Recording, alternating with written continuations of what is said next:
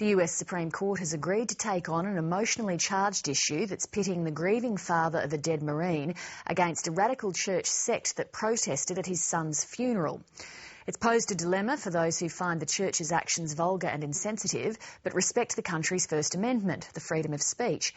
North America correspondent Lisa Miller reports from York, Pennsylvania. Lance Corporal Matthew Snyder was 20 when he was killed in Iraq in 2006. He had these big ears that kind of stuck out from his cap when he wore his uniform. I tell people that if he wouldn't have been a Marine, he probably would have been a stand-up comic. As his father planned his funeral, a church group from Kansas, made up of dozens of members of one family, was planning a protest. And I say, thank God for dead soldiers. I'm sorry that they raised their son for the devil in hell. I'm sorry that they let him have anything to do with the army. Albert Snyder didn't see them on the day, but others at the funeral did. He watched the TV news that night. I immediately saw Fred Phelps and Shirley Phelps flapping their mouth, saying just unbelievable stuff like, you know, the parents, you know, they hated him in life, they hated him in death. It was just obscene stuff.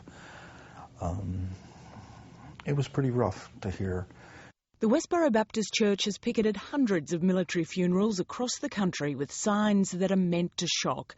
Thank God for 9/11. Thank God for dead soldiers. They do it because they say the soldiers are evil for defending a country that tolerates homosexuality. It was almost like kicking you in the face when you're laying on the ground. 4 years later, and nothing is considered off limits. Church members even protested outside the hallowed grounds of Arlington Cemetery on Memorial Day. For the Antichrist you fight, God destroys you with his might, and your army goes marching to hell. They're practicing freedom of speech, the first right outlined in the United States Constitution. It's protected Ku Klux Klan rallies, flag burning during the Vietnam War and neo-Nazi propaganda. And now these religious fundamentalists are convinced it will protect them too. I am so sorry that that man raised his child for the devil and brought the wrath of God, condign wrath of God, down on his head and sent that child straight to hell. But he is still alive. If he had any sense whatsoever, if he would crack that Bible, he calls himself Christian. If he would crack that Bible and read the words, Luke 16 says that child wants us out here, wanted us outside that funeral. Albert Snyder took the church members to court and won a $5 million verdict, but he lost on appeal. Now the Supreme Court has agreed to consider whether freedom of speech trumps a family's right to grieve privately at a funeral. Freedom of speech does have limitations. You can't yell fire in a crowded theater, I mean, if there's no fire. And I just think that the courts will see that this is not free speech. These people are nothing more than cowards hiding behind religion and free speech, and they've crossed the line.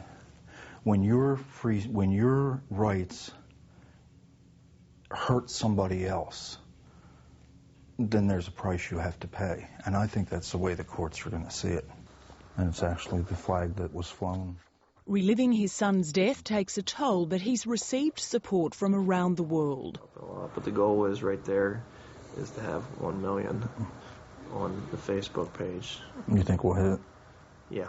Already 47 states and the White House have supported laws aimed at hindering the church's protests, putting restrictions on the distance from the funeral and the time they can be there. No one ever anticipated someone would use and abuse the First Amendment in this manner. Westboro's chief spokeswoman and lawyer Shirley Phelps isn't backing down. You're going to love this. And when that Supreme Court upholds the rule of law, this nation is going to absolutely explode. They have set all their hopes of making us shut up. And as we keep talking and we keep bringing the thunder, God just keeps pouring out his wrath. Look at that oil spill, that beautiful oil. You know what's in oil? A lot of blood. If these dolts would have read, they know that God is going to turn a third of the waters into blood in these last hours. And a leading constitutional law expert, Professor Jerome Barron, says no matter how distasteful he finds the protests, if he was deciding this case, he'd favour the church. The fact that speech has a harmful effect on someone, we don't doubt. But the harmful effect cannot itself be a basis for overriding the general protection for First Amendment freedoms. The church protesters based their own protest on Memorial Day. Patriotic Americans are angry at the church's repugnant messages and are determined not to wait for the Supreme Court to decide what's right or wrong. It's like they're just rubbing in people's faces. And to say the name of God with that and saying how God hates everybody, I don't see how that is going to show anybody to come to their side, because it's not. Hate, you cannot teach hate. The reality is Phelps and his family can protest almost anywhere. All we're saying is leave these grieving families alone when they're trying to bury a loved one. On its own website, the church claims to have staged 43,000 protests over the last couple of decades, but it's this one that's given it international notoriety, and it'll be one of the first that the Supreme Court addresses when it returns in September, weighing the clout of an American's right to freedom of speech, no matter how hateful it might be. Lisa Miller, Lateline.